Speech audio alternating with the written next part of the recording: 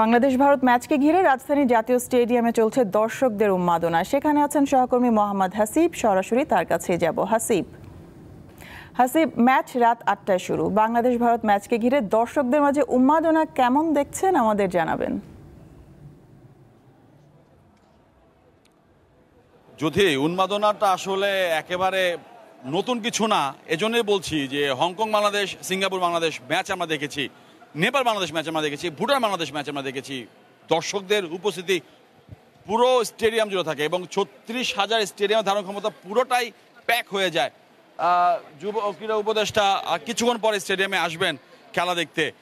এই জন্য আসলে একটু নিরাপত্তাটা একটু বেশি আমার ঠিক চারপাশ জুড়ে। এবং দুই দলের খেলোয়াড়রা মাঠে ঢুকে পড়েছেন। এইবারের খেলা দর্শকদের ঢোকার যে ব্যবস্থাটা, যেটা এর আগের বারে আমরা প্রায় বলতাম যে একেবারে বাজে ব্যবস্থা, একটা অব্যবস্থাপনা বাফুফের, ঠিক মতো কোনো কিছু নাই। এবার আসলে অনেকটাই শৃঙ্খল, একেবারেই শৃঙ্খল, অনেকটা বলে ভুল হবে, একদম শতভাগ শৃঙ্খল। চান্ডামার গেটটা দিয়ে যেদিক দিয়ে সাধারণত দর্শকরা ঢুকে, পাশে বাইতুল মোকাররম মসজিদ, সেই গেটটা টোটালি ব্লক করে দিয়ে বাফুফে যেই সুন্দরভাবে দর্শকদের মাঠে ঢোকার ব্যবস্থা করে দিয়েছে, সেটা আসলে বলতে হবে যে তারা এবার অবশ্যই একটা ধন্যবাদ পাওয়ার যোগ্য। এবং দর্শকরাও খুব শৃঙ্খলভাবে ঢুকছেন। টিকিট ছাড়া ৬ মিনিটের মাথায় পুরো টিকিট সেল হয়ে গিয়েছে এবং দর্শকরাও টিকিট হাতে ঢুকছেন।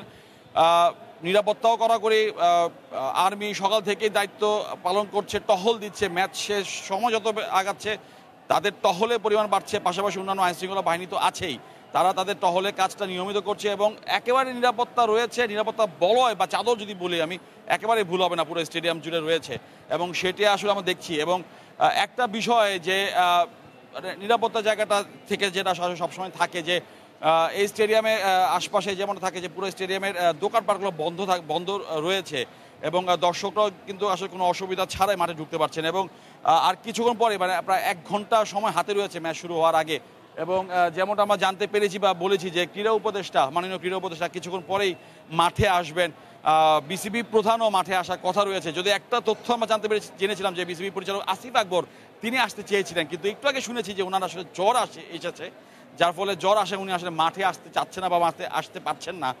কিন্তু সেটা আসলে সত্য মিথ্যা বিষয়টা পরে বিষয়, কিন্তু তার আগ পর্যন্ত আসলে বিসিবি প্রধান এবং বাফুফে প্রধানও কিছুক্ষণ আগে মাঠে ঢুকে পড়েছেন। যার ফলে আসলে ম্যাচে ঘিরে প্রধান অতিথি শুধু ক্রীড়া উপদেষ্টা ছাড়া বাকি সবাই চলে এসেছেন। ৮টা থেকে ম্যাচ শুরু হবে।